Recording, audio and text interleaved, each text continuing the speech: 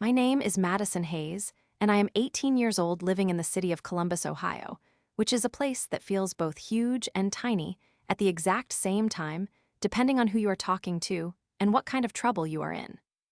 I have spent my whole life here breathing in the damp air of the Midwest and walking the same cracked sidewalks of my neighborhood near the university. And for a long time, I thought I had everything figured out, especially when it came to my social life. I was the kind of girl who believed in loyalty above everything else, and I had a best friend named Jennifer, who was my entire world from the time we were in elementary school all the way through our middle school years. We were inseparable, and people in our high school used to joke that we were joined at the hip, because if you saw me, you saw her, and if you heard a secret from one of us, the other one already knew it by heart. I am a person who values peace, and I try to be kind to everyone I meet, because my mother always told me that you never know what kind of heavy burden someone else is carrying under their coat. I think that was my first mistake, because I gave Jennifer too much credit, and I assumed that because I was a good person, she was a good person too. But high school has a funny way of stripping away the masks people wear and showing you what is really underneath. By the time we hit grade 10, something shifted in our friendship that I could not quite put my finger on at first, but it felt like the air between us had turned cold and sharp like the first frost of a Columbus winter. Jennifer started becoming possessive and jealous of every other person I talked to, and she began to treat our friendship like a competition that only she was allowed to win. The real trouble started during the middle of our 10th grade year, when I realized that my privacy was no longer my own, and the person I trusted most was the one who was invading it. One morning, I woke up and saw a notification on my phone that said my Snapchat account had been logged into from a different device at 3 o'clock in the morning while I was fast asleep. I felt a pit in my stomach that felt like a cold stone, and I knew deep down it was her, because she was the only one who had ever seen me type in my password while we were hanging out at the mall. The next day at school, she did not even wait for me to bring it up, but instead she walked right up to me in the hallway and started lecturing me about things I had said in private messages to other friends. She acted like she was some kind of moral judge, and she told me I was a terrible person for venting about her behavior to our mutual friends, but she did not even stop to consider that she had committed a massive betrayal by breaking into my account in the first place. It was a super toxic friendship, and I finally realized that I was drowning while trying to keep her afloat, so I made the hard choice to walk away. Most of our mutual friends saw exactly what was happening, and they chose to cut her off too, because they were tired of her drama and her constant need to be the center of attention at the expense of everyone else. Even after almost everyone stopped talking to her, Jennifer still managed to see herself as the victim, and she refused to take any responsibility for her actions. She went to an old friend of mine named Sarah, who I was not really that close with anymore, and she completely flipped the story upside down to make me seem like the bad guy. She told Sarah that I was the one who hacked her, and that I was spreading rumors about her family, and she did it with such a straight face that Sarah actually believed her for a while. That was just a small sample of the kind of psychological games she played for the next 2 years as we moved toward graduation. Now we are finally at the end of grade 12, and we are graduating in just a couple of weeks, and I thought everything was finally going to be smooth and peaceful, so I could leave this town and go to college without any more weight on my shoulders. I have been focusing on my final exams and trying to make good memories with my real friends, but Jennifer just could not let the light stay on me for even a second. A few days ago, she told one of my friends that she was planning to pick a big fight with me on the last day of school to settle the score once and for all. She wanted to wait until the very last minute so that there would be no time for the school to punish her before she got her diploma, and she thought she was being so clever about it. However, she did not realize that people were finally tired of her games, and it was not even my close friend who told me about the plan. One of Jennifer's own remaining friends overheard her talking about how she was going to blow up at me and cause a scene, and this girl felt so bad for me that she came and told me everything. I went home and told my mother because I was feeling a mix of fear and deep frustration, and my mother is a very wise woman who does not believe in letting people walk all over you. My mother looked me in the eyes and told me that I needed to protect myself and inform the school counselor immediately just in case something happened, so that it would be 100% clear that she was the aggressor, and I was just a student trying to finish my education. I followed my mother's advice, and I went to the counselor the very next morning with my heart pounding against my ribs like a trapped bird. The counselor listened to me with a serious expression, and she told me that this was a matter of student safety, and she instructed me to go talk to the school coordinator who handles disciplinary actions. I felt like I was doing something extreme, but I also knew that Jennifer was capable of anything when she felt backed down into a corner. The coordinator listened to my story and wrote everything down in a thick folder, and then he told me that he would handle it from there. The next day, I was sitting in my third period class when the office runner came in with a yellow slip of paper and told me that the coordinator wanted to see me in the principal's office right away.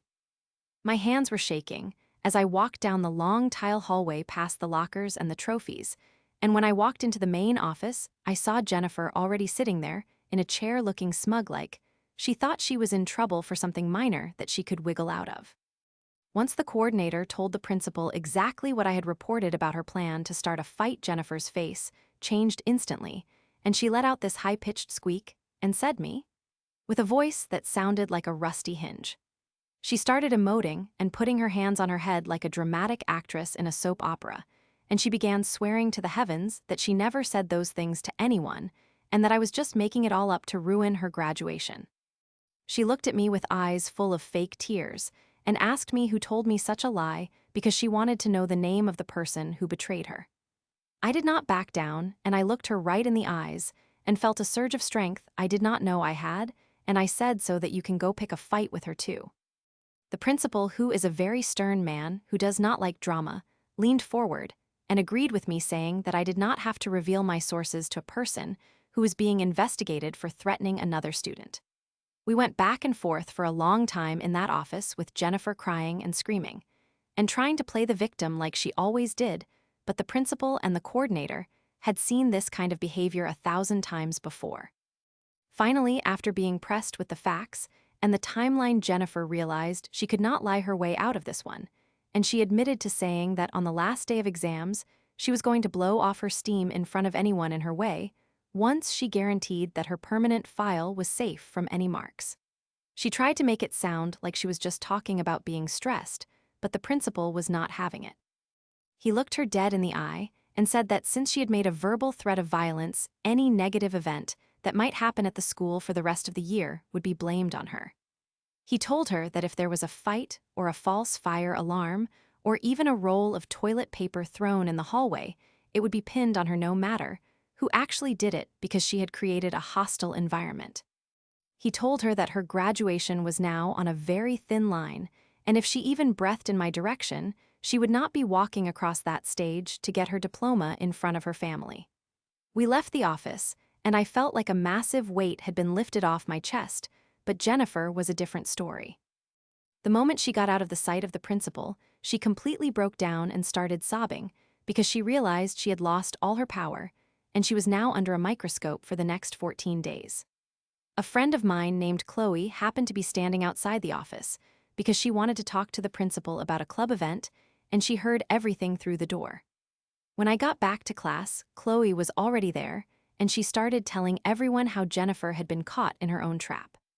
Chloe started loudly talking about how Jennifer was a horrible person, and she called her a bunch of bad names that I would never repeat, but hearing someone else stand up for me felt like a warm blanket after a long storm. We bonded over the situation, and Chloe told me that it was as clear as day that Jennifer was lying in the office because her voice kept cracking, and she could not even look the principal in the eye. I feel a sense of victory that I cannot even describe with words, because for 3 years I have been the one who was quiet, and the one who was hurt, and the one who had to watch her back. I feel a little bit like a monster, because seeing her so completely destroyed and terrified actually satisfied me in a way that I did not expect. But then I remember all the nights I cried because she hacked my accounts and told lies about me to everyone we knew.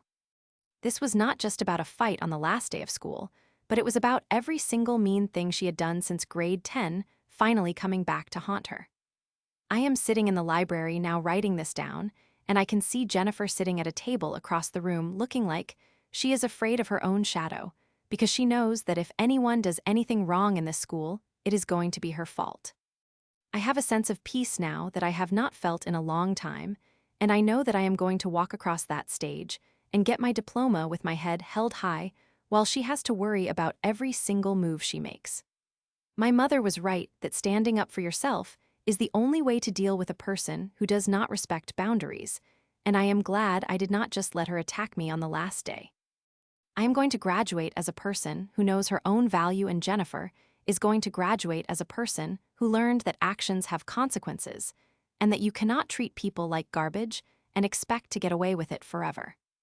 The air in Columbus feels a little bit lighter today, and the sun is shining through the library windows in a way that makes me feel like the future is finally starting, and it is going to be a good one without her in it. I realize that revenge is not always about doing something mean back to someone, but sometimes it is just about making sure they have to live with the rules they tried to break. Jennifer wanted to cause chaos, and now she is the only person in the entire school who has to be perfectly silent and perfectly behaved, or she loses everything she worked for. That is the best kind of justice, because it did not require me to be a bully, it just required me to tell the truth to the people in charge. I look at my phone now, and I see that I have messages from friends who used to be afraid to talk to me because of Jennifer, and they are all asking me to hang out and celebrate our last week of high school. It feels like the world is opening back up for me, and I am no longer living in the shadow of a toxic friendship that was designed to keep me small. I am Madison Hayes, and I am 18 years old, and I finally understand that the best revenge is living a life where you are safe and happy and respected, while the people who tried to hurt you have to sit in the mess they made for themselves. I think about how Jennifer used to think she was the queen of the school, and now she is just a girl who is terrified of a principal's office, and the irony of it makes me want to smile every time I see her. I am going to enjoy every single second of my graduation, and I am going to look at my mother in the audience and thank her for giving me the courage to speak up when I was afraid. The school year is almost over, and for the first time in a long time, I am not looking over my shoulder to see who is coming for me, because I know I am protected by the very truth that Jennifer tried to hide. It is a strange feeling to realize that the person you once loved like a sister is now someone you can barely recognize, but I guess that is just part of growing up and learning who people really are when the lights are turned on. I am ready for whatever comes next in my life, and I know that I will never let anyone treat me the way she did ever again, because I have learned how to fight back with my words and my integrity instead of my fists. The story of our friendship is finally over, and the ending was exactly what it needed to be, because the truth always finds a way to come out in the end, no matter how hard someone tries to bury it under a pile of lies and drama. I am free from her, and that is the biggest win of all. I can see the clock on the wall ticking down the minutes until the final bell of the day, and I know that every tick is a second closer to a life where I never have to think about Jennifer ever again. I am going to take a deep breath and walk out of these doors and into a world that is much bigger than a high school hallway in Columbus, Ohio. I am moving on to bigger things and better people, and I am leaving the toxicity behind me where it belongs in the past and in that folder in the principal's office that has her name on it. My life is mine again, and that is a victory that nobody can ever take away from me. I think about the moment in the office when she said me in that fake surprised voice, and I realize that was the moment she knew she had lost, because she realized that her act did not work on people who were not her friends.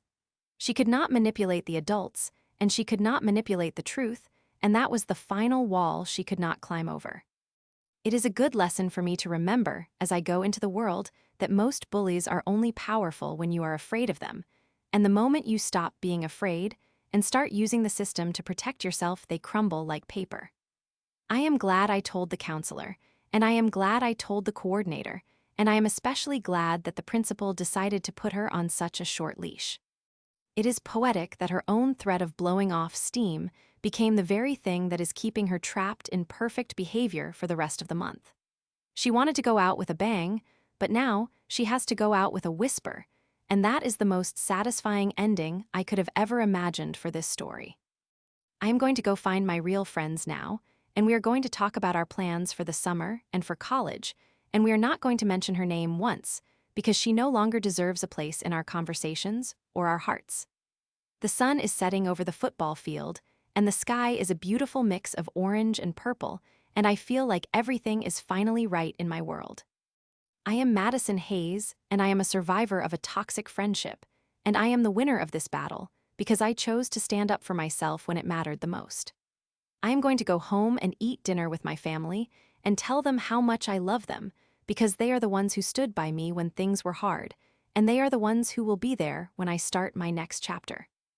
Graduation is going to be wonderful, and I am going to wear my cap and gown with so much pride because I earned my place there, and I did it without having to step on anyone else to get there. Jennifer will be there too, but she will be just a face in the crowd, a face that I no longer have to fear or care about, and that is the best feeling in the entire world. I am done with the drama, and I am done with the lies, and I am ready to be the person I was always meant to be before she tried to change me into someone else. This is the end of the story of Madison and Jennifer, and the beginning of the story of Madison, Hayes, the woman who knows how to take care of herself, and who knows that justice is a dish that is best served with the truth in a principal's office on a Tuesday morning in May. I am happy and I am safe, and I am finally finished with the ghost of a girl who never really knew how to be a friend in the first place.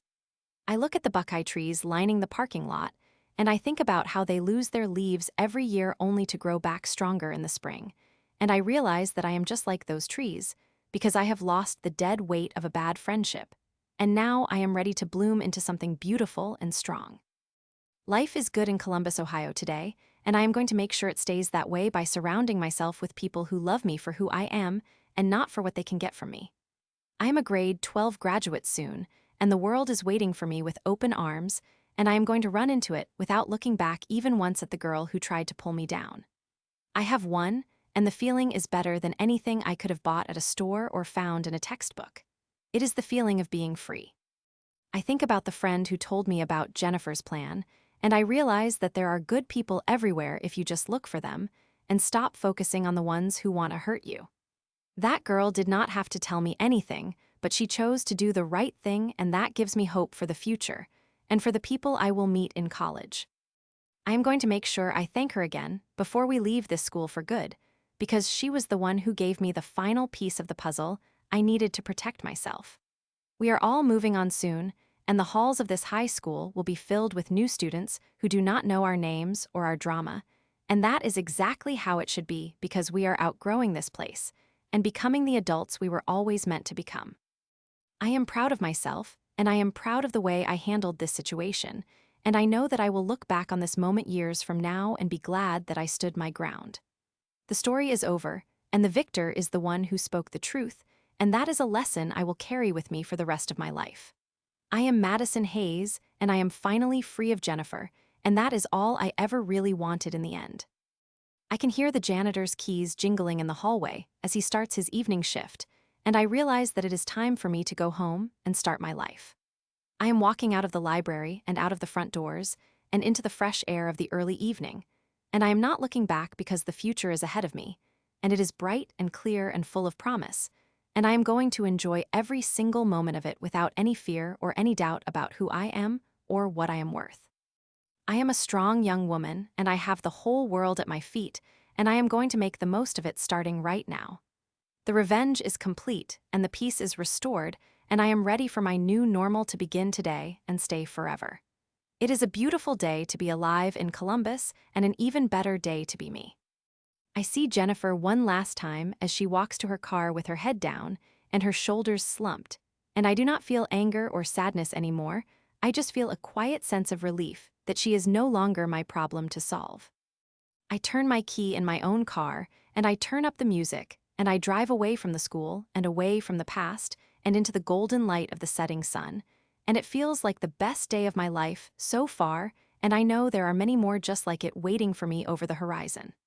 I am Madison Hayes, and I am going to be just fine.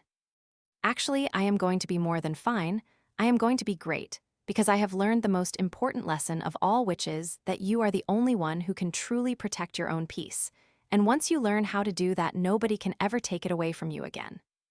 I am going to go home and tell my mother she was right, and then I am going to sleep a deep and peaceful sleep for the first time in years, because the battle is over and I have won.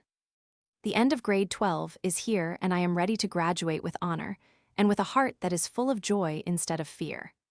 This is my story, and it has the perfect ending, because I am the one who wrote the final chapter with the truth, and that is the most powerful thing in the world. I am happy and I am free, and that is the ultimate revenge against anyone who ever tried to make me feel anything else. I am driving home now, and the city looks beautiful, and I am smiling because I know that I have a long and wonderful life ahead of me, and Jennifer is just a memory that is fading faster with every mile I put between myself and that high school. I am going to be okay. No, I am going to be incredible. And that is the absolute truth.